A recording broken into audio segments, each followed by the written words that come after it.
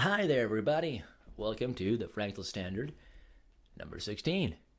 The Fractal Standard is a daily variety show that's an offshoot off of my main website, fractaljournal.com, which you can find by typing in fractaljournal.com into that search bar. All right. Seneca. It's not just a brand of cigarettes. It's not just a brand of cigarettes named after a brand of Indian. It's also a Roman emperor, a philosopher, who has some very interesting observations on the shortness of life that I have stumbled upon through a pocket recommendation in an article by Maria Popova, who sounds very Russian, and therefore this is likely very good. Okay. La-di-da. The first quote for him, which is listed as a subtitle under this article, is, "The greatest obstacle to living is expectancy, which hangs upon tomorrow and loses today, ... The whole future lies in uncertainty. Live immediately," which is very, very true. You have no idea what's about to happen. Everything is up for grabs. So, instead of always constantly looking to the future, like we do with the lifestyle that Alan Watts talked about of constant preparation from preschool to elementary to high school to college to work to retirement, try to live through those necessities in a fully engaged manner, in that dreadfully faggy and overused word, mindfulness. Because that's exactly what Seneca is getting at if we go to the bottom of this article and read the conclusion that I, as a philosophy buff, absolutely love.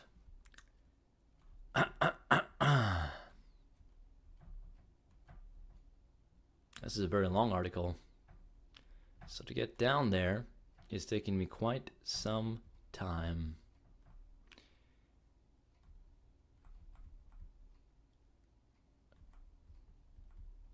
Of all people, only those are at leisure who make time for philosophy. Damn Skippy. Only those are really alive. Damn Skippy number 2.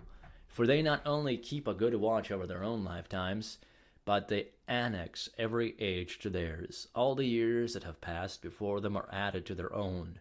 Unless we are very ungrateful, all those distinguished founders of holy creeds were born for us and prepared for us a way of life. By the toil of others we are led into the presence of things which have been brought from darkness into light. From them you can take whatever you wish. It will not be their fault if you do not take your fill from them. What happiness, what a fine old age awaits the man who has made himself a client of these. He will have friends whose advice he can ask on the most important or the most trivial matters, whom he can consult daily about himself, who will tell him the truth without insulting him and praise him without flattery, who will offer him a pattern on which to model himself. Yes, you need the wisdom of the ancients, the wisdom of the more recent ancients. Bertrand Russell, Alan Watts, etc., these people that came before and helped to cultivate this vast garden in which we all find ourselves in.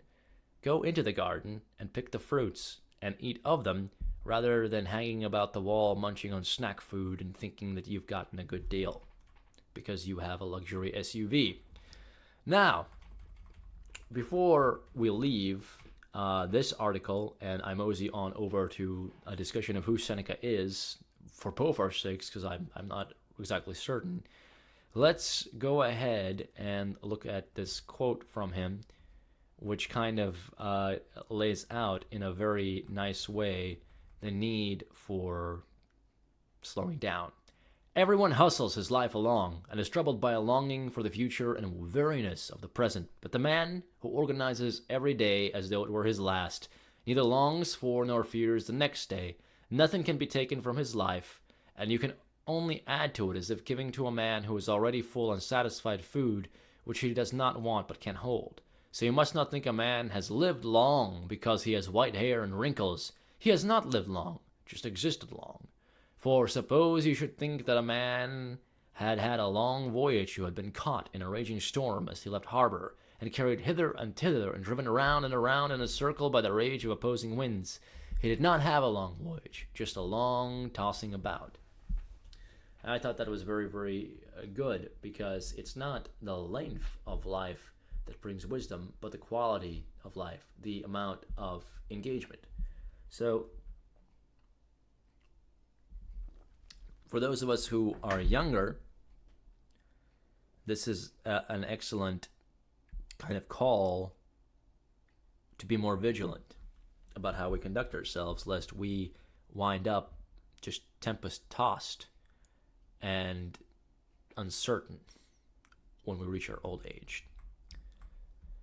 Perhaps I'll do one more quote from him, because they're just so good. Yes, you're living as if destined to live forever.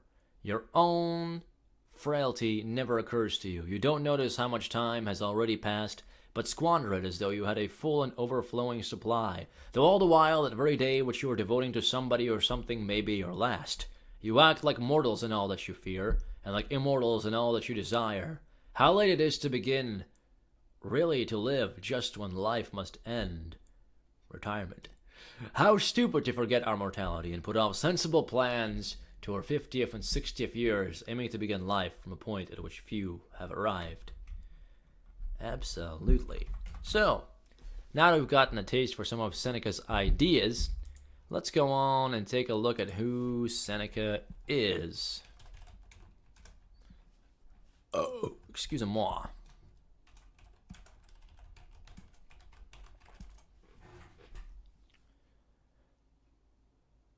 Aha. So he was not a emperor, he was a statesman. Seneca the Younger, fully Lucius Annaeus Seneca, and also known simply as Seneca, was a Roman Stoic philosopher, statesman, dramatist, and in one work, satirist of the Silver Age of Latin literature.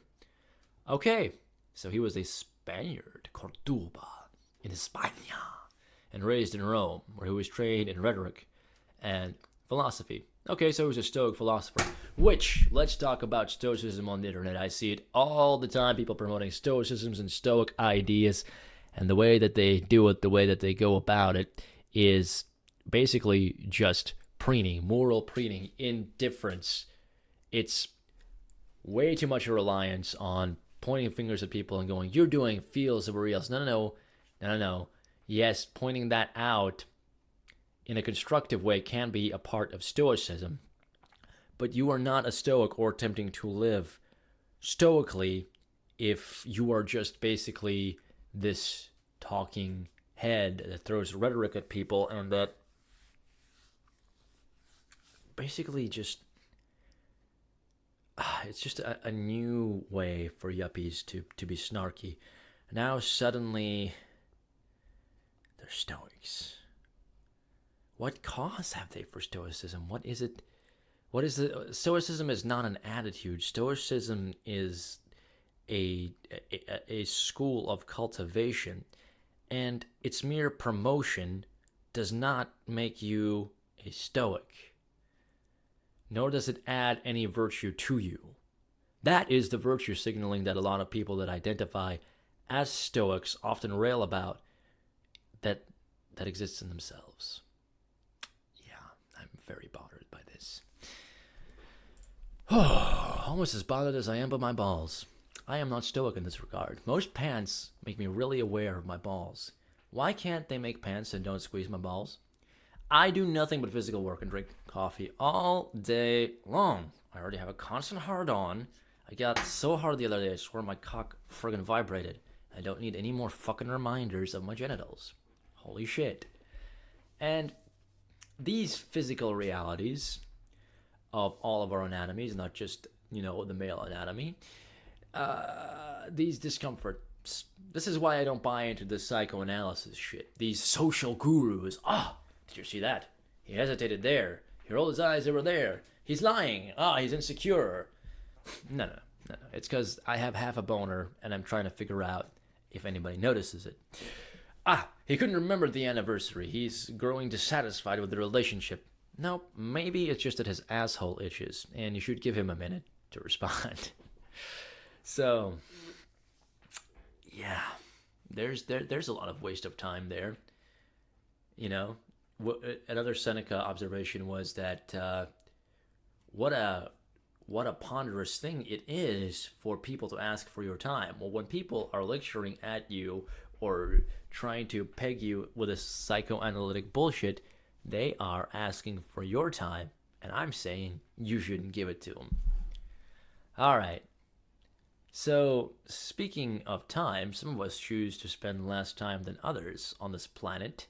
Slightly a depressing topic, but I was just listening to an old Opie and Anthony bit from 2006 where they're interviewing a guy who made a documentary called The Bridge or something along those lines about people who jump off the Golden Gate Bridge. And one of those fellows actually survived, which got me to thinking, wow, wouldn't that just kind of make you feel like you wanted that rush and just keep on serially jumping? Well, obviously not because you'd die, but just a goofy thought.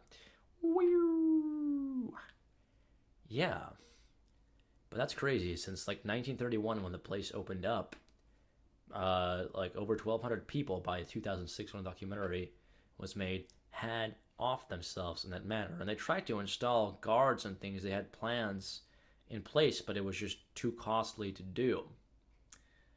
And there's a lot to live for, and it can be very difficult, even though logically you can like rattle it off when you're in certain states of mind, to realize that.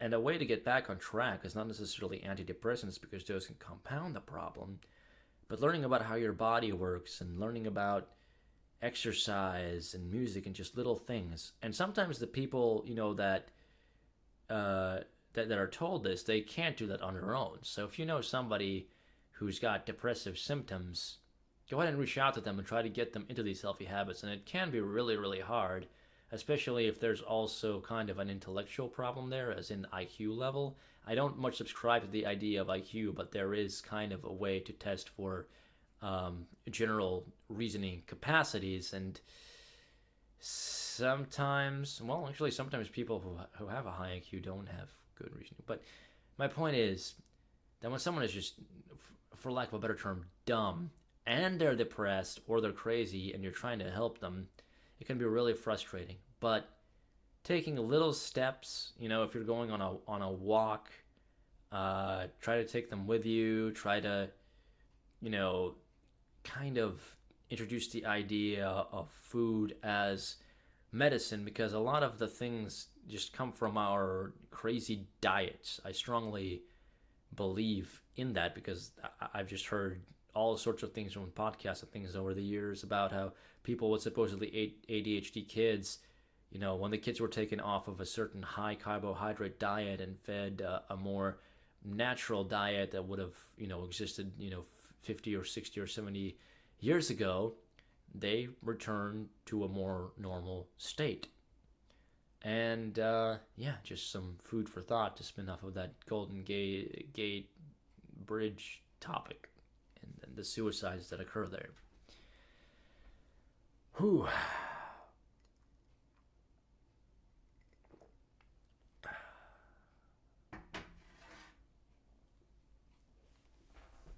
I wonder if this thing's in tune.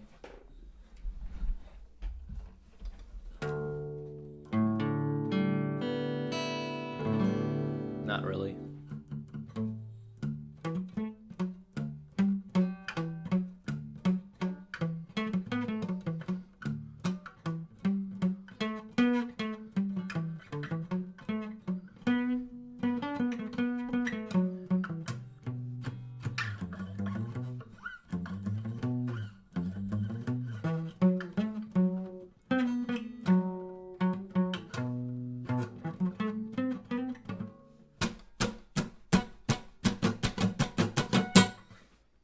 So, I was talking the other day about getting involved in the grassroots and getting grassroots activism instead of just focusing on these big old elections and things. Well, this guy right here, Joe Wilson, who I've met, sent us along this brochure about stuff, and a congressman is more local than a president, but it nonetheless still breaks down to these really ambiguous issues. Dear friend, I'm grateful to serve you. He doesn't sound like this, but I'm just going to pretend. He's not a bad guy. I actually like him. But anyway, I'll get to that later. To serve you in Congress. As we begin a new year, I'm optimistic about our opportunities to advance a conservative agenda. Is that like a Confederate general who's Jewish? That promotes limited government and expanded freedoms. Last year, we successfully achieved beginning the elimination of the widow's tax with 383 co-sponsors, which will implement appreciation of our military families, enacted bipartisan legislation to strengthen our national defense and reinforce cooperation with our allies, understanding that many more challenges remain. This year, I believe that we should focus on these legislative priorities so that we can continue to keep our country on the path to prosperity. Bullet point. Defeat terrorists overseas to protect American families. Now it's getting all hick. American families at home. Maintain our military's responsiveness to promote peace through strength in the global war on terror. Continue to reform the tax code to encourage job creation and help families keep more of their hard-earned paychecks. Create jobs and promote economic growth. Repeal and replace Obamacare with a patient-centered solution. Ensure veterans receive high-quality health care. Please take a few moments to look over the constituent services the office has made available for you and your family. I've also included some highlights from the past year and prepared a survey on the website, blah, blah, blah. Contact information, blah, blah, blah. So the bullet points. Defeat terrorists. Terrorists are always going to exist. Why you got to defeat them? Which ones you got to defeat? ISIS, or the people that you're now calling terrorists that are in Iran, that were fighting ISIS? Or it's just an endless thing. And it's very, very vague, this terrorism thing. That's what, oh, well, we declare Soleimani a terrorist. On what grounds? I don't fucking get it. Maintain our military's responsiveness to promote peace through strength. That's exactly the same thing. I'm not going to go over that. Continue to reform the tax code to encourage job creation and help families keep more of their hard-earned paychecks.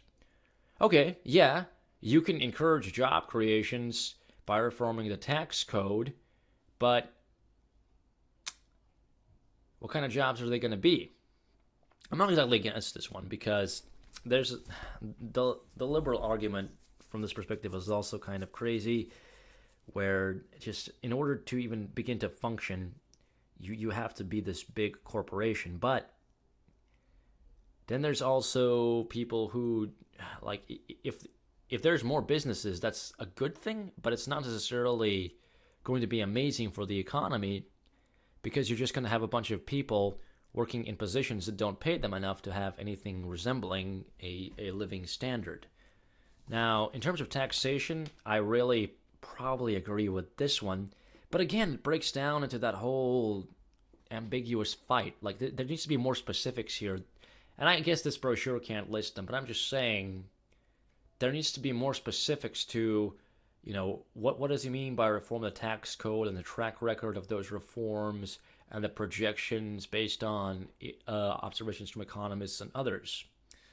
And I mean, the news networks are supposed to do that, but they don't really. They just get into this argument of rhetoric of bootstrapping's good. No, you gotta have sympathy. It's just all the same fucking kind of shit. So yeah, I mean, let's see. I met the guy at a Legion Hall when he visited here, a local one. I want to cover up the name because I don't want anybody to come annoy me, but there's me and my grandfather and Mr. Wilson. And what I like about Joe Wilson is he served in the military, and his kids served in the military. That, in my world, gives him a hell of a lot more credibility than the senators and people who will send people out to wars that they themselves won't fight in, even though I still disagree with the wars, and I think that he has the wrong idea of what Russia is and what our stance as Americans should be towards Russia. And he was kind of like, a typical politician-y kind of guy. There's a little bit more substance to him than somebody like, what's her name, the other lady from my state. She's like Sikh or something. Pretty girl, but I don't remember her name. But yeah, she used to be like a waitress or something, and she's just a dumb hawk. Anyway, thanks so much for listening. If you like what you saw, give this a thumbs up. Feel free to comment. My main website is citizenfractaljournal.com. And take care, everybody. Take friggin' care.